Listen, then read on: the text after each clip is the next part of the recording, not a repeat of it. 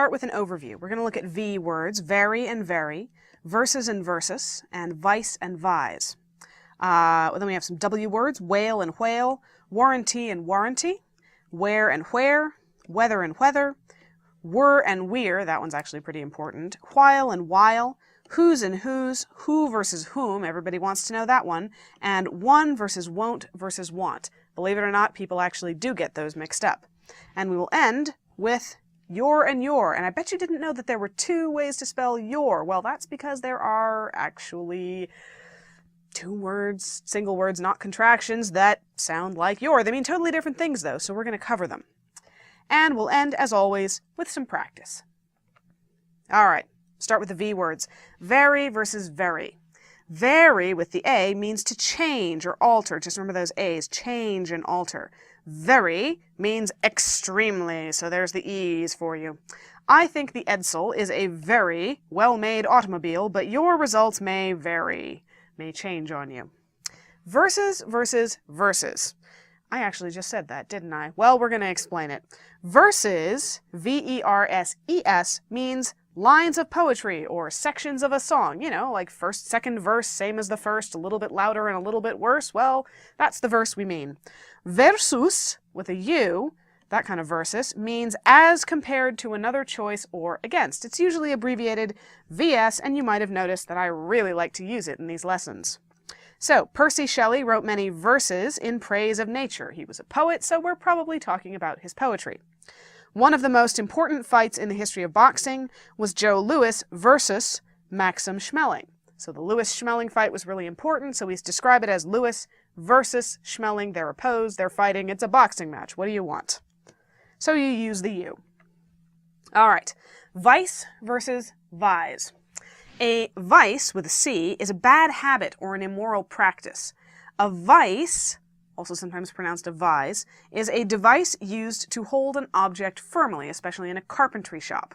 So smoking is my only real vice, that's my bad habit. Or the carpenter pressed the two pieces of wood together using a vice. So they sound very similar when spoken by most English speakers, but they mean totally different things. And if you're ever watching a cop show and somebody talks about the Vice Squad arresting prostitutes or whatever, that's the C version. All right, whale versus whale. A wail is a mournful cry. Just look at those two vowels right next to each other. Wail. A whale, with an H and no vowels next to each other, is a marine mammal. So the baby looked around for her mother and wailed, and the whale swam far out to sea. As for which one you use when you're talking about somebody beating somebody up or wailing on them, honestly, I've seen it spelled both ways and it doesn't seem to be proper English anyway. However, if you're doing it on a guitar, and you're playing air guitar, I can't play air guitar very well, so just imagine that I am, then you're using the whale, noisy one, because you're making the guitar make that noise. All right, warranty versus warranty. Believe it or not, these aren't just two spellings of the same thing. A warranty, with two E's, is a person who's been given a written guarantee. A warranty, with a Y, is the guarantee itself. This one you're just going to have to memorize. There's no good mnemonic. So your defective car is still under warranty, which makes you one lucky warrantee. All right, where versus where. Where, with the A, means to carry on the body. Where means in what place. Just remember that where is one letter off from there. Have you ever seen that gag in Young Frankenstein where, a wolf howls and somebody goes, werewolf, and somebody goes, there wolf, there castle. Just remember, where is the wolf? There is the wolf. Where is the castle? There is the castle. It's one letter off. So if you mean the question that can be answered with the word there, possibly followed by wolf or castle, you want where with the H. I love to wear my favorite green jacket. Where did you put my car keys? All right, weather versus weather. Or, if you're going to be more correct in your pronunciation, weather versus whether. However, almost nobody says it whether, everyone says it weather now, so it's just confusing. Weather with an A means state of the atmosphere. It's, rain and snow and all that stuff. Whether with an H means if. This is another one you're just going to have to memorize. If you want to know whether, if it's raining, check the weather report or just walk outside. All right, were versus we're. It is amazing how many people type were when they mean we're. The apostrophe is actually quite important. Were is the past tense of are. We're, with the apostrophe, is the contraction for we are. Remember, in a contraction, the apostrophe takes the place of the missing words, or missing letters, rather. Sometimes it does take the place of missing words as well.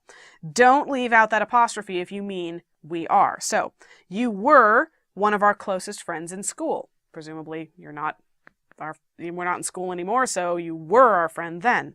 We are so happy to see you again. All right, while versus while. While, with the H, means during or in the time that. While, without the H, means a trick to fool, trap, or entice. So, I hope you bought milk while you were out shopping. The fox used its wiles to escape the hounds. We almost always make while plural. We say that someone used feminine wiles or fox-like wiles. The way I always remember this is the Looney Tunes character, Wile E. Coyote. Super genius. There's no H in Wile E. Coyote, even though he has very good English. So, if you're talking about someone being very cunning, as Wile E. Coyote thinks he is, then you don't use the H. Next, whose versus whose. Whose is a contraction for who is. That apostrophe takes the place of the I. Whose with the E on the end means belonging to who or whom. This one gets a little confusing because most of the time to show possession in English you stick an apostrophe S on the end. Well, sorry, you don't do that with whose. You're just going to have to remember that. So, who's at the door, who is, and whose yacht do you think that is, belonging to whom? All right, who versus whom. That's right, we're going to explain when to use which one. Okay, basically these are both pronouns. Now if you want more on pronouns, go look at the lessons on pronouns in basic grammar, especially any that cover pronoun case. Pronouns take different forms according to their function in the sentence. One of those cases is the nominative case. Who is in the nominative case, which means it can be used as the subject of a sentence, okay? Now, whom is in the objective case, which means it has to be the object of a verb or a preposition. Now, most people do not bother to remember nominative case, objective case, any of that stuff. So here's how to remember when to use who and when to use whom. Use who wherever you could use he, which is also in the nominative case. Use whom wherever you could use him. Now, I'm not talking about gender here so much as form. So you wouldn't say him walked down the road, you would say he walked down the road. Consequently, when it becomes a question, you can say who walked down the road.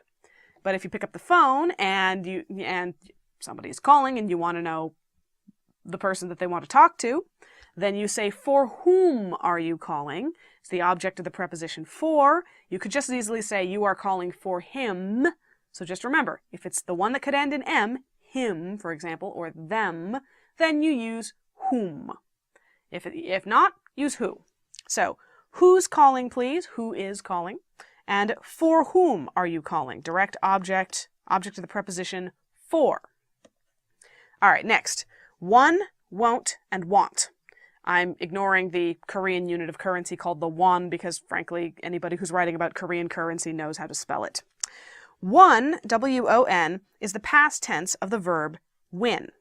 Won't is a contraction for will not. Want, no apostrophe, means accustomed habit. So, I won the bet, so I won't be paying for dinner. Won is the past tense of win.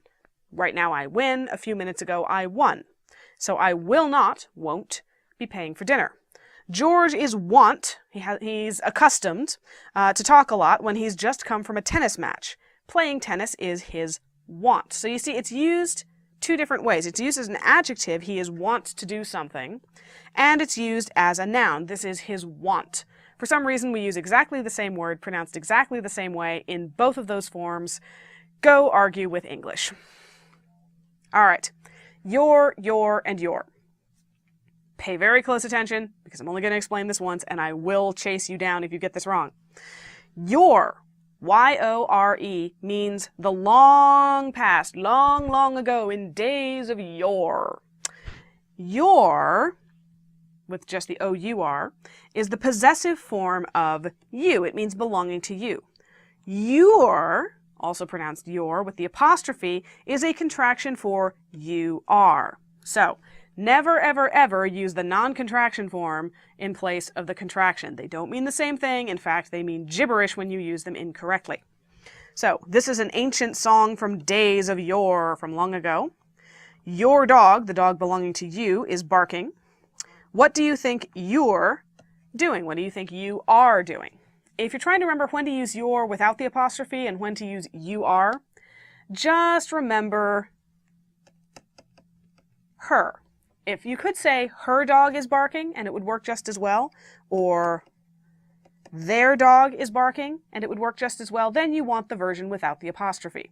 But if you couldn't say, for example, what do you think her doing? If that makes no sense, then you want what do you think Y-O-U apostrophe R-E. What do you think you are doing? Okay, let's do a little practice. Choose the correct answer for each of these sentences. Just when you're going to bed, the phone always rings. We like to think we're very open-minded. Whose coat is that in the closet? The scientists are arguing over the age-old debate about nature versus nurture. I wonder whether it will snow this Christmas. My head hurts so much that it feels like it's stuck in a vise. I don't know who or whom you think you are, or who or whom you think you're addressing, but you're being very rude. Take a good look. Pause the video if you need to. You ready? Here are the answers. Just when you think you are going to bed, the phone always rings. We like to think we are very open-minded. Whose coat is that in the closet? Remember, the apostrophe S thing doesn't apply with who, so S-E. The scientists are arguing over the age-old debate about nature versus nurture. They're not arguing about poetry. They're having an argument with each other. They're having conflict, so you use the you. I wonder whether, if it will snow this Christmas. Just because the sentence is about precipitation doesn't mean we're not asking if. So we use whether. My head hurts so much that it feels like it's stuck in a vice. It does not feel like it's stuck in a sin or immoral habit because that doesn't necessarily make your head hurt, unless you got a hangover. But if you stuck your head into a carpenter's tool for holding things together very tightly, well then your head probably would hurt, so it makes sense. I don't know who you think you are, so who, subject of are, or whom you think you're addressing, direct object of addressing, so it's whom, but you are being very rude. And that's all for this lesson. Thank you for watching. Educator.com.